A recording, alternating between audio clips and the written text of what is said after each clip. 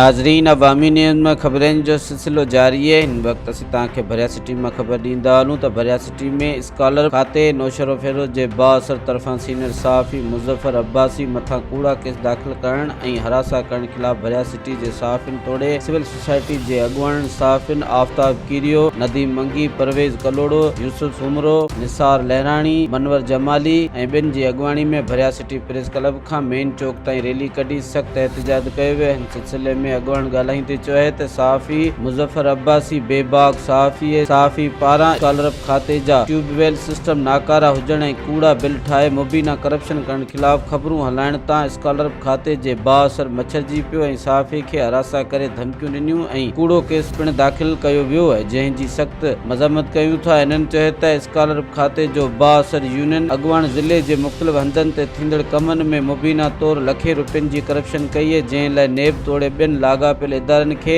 Appeal करियूं था त नौशरो फेरोज़ स्कॉलरशिप खाते जे कयल ख़ूबियुनि जो मुकमल जांच करे फौरी तौर ते कार्रवाई करे सहाफ़ी मुज़फ़र अब्बासी खे तहफ़्फ़ुज़ फराहम कयो वञे। मज़ीद खबरों और तफसीलात के लिए विजिट करें हमारी वेबसाइट www.awamiNewsHD.com।